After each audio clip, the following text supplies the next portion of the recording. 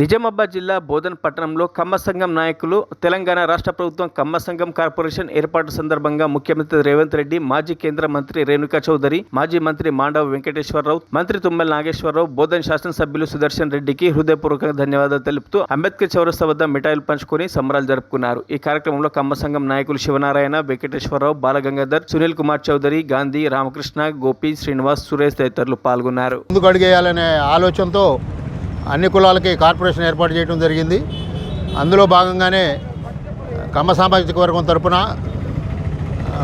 కమ్మ సేవా సమైక్య వారు అందరం కలిసి నిన్న రేణుకా చౌదరి గారిని, తుమ్మల నాగేశ్వరరావు గారిని కలవడం జరిగింది. అట్లాగే పెద్దలు మండవ వెంకటేశ్వరరావు గారు కూడా రేవంత్ రెడ్డి గారికి మాట్లాడటం జరిగింది.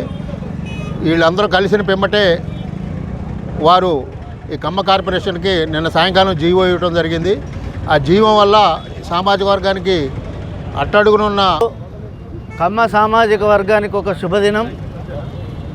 మరి ముఖ్యంగా తెలంగాణ ప్రాంతంలో ఉన్నటువంటి కమ్మ వాళ్ళు అన్ని రంగాల్లో ఆరితేరి అటు రాజకీయంగా, సామాజిక పరంగా మరి ఎన్నో విధాలుగా సామాజిక అభివృద్ధికి, సామాజిక స్పృహతోటి ఎన్నో కార్యక్రమాలు చేపట్టారు. కానీ ఇందుకు ముందు పెద్దలు చెప్పినట్టు అన్ని వర్గాల్లో కూడా నిరుపేదలు, ధనవంతులు ఉంటారు. అదేవిధంగా కమ్మల్లో కూడా ఎంతోమంది మరి ఆర్థికంగా చితికిపోయి ఉండి వాళ్ళ పిల్లల్ని చదివించుకునేటటువంటి స్థితి కూడా లేనటువంటి కమ్మ కుటుంబాలు ఉన్నాయి.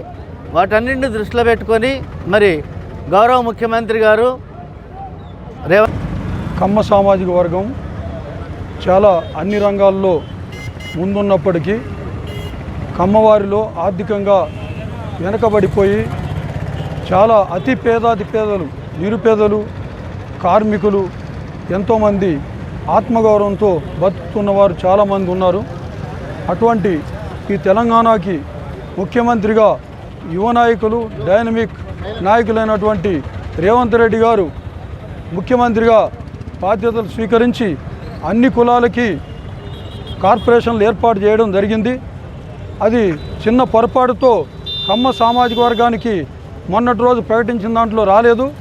దాన్ని వెంటనే కమ్మ సామాజిక వర్గంలో ఉన్న ప్రముఖులైనటువంటి మన జిల్లా నాయకులు మండవ వెంకటేశ్వరరావు గారు, రేణుకా చౌదరి గారు, తుమ్మల నాగేశ్వరరావు గారు, రాష్ట్రంలోని వివిధ కమ్మ సంఘాల అధ్యక్షులు, కార్యదర్శులు అందరూ కలిసి వెంటనే దీని మీద మరిన్ని అప్డేట్స్ కోసం మా ఛానల్ని సబ్స్క్రైబ్ చేయండి.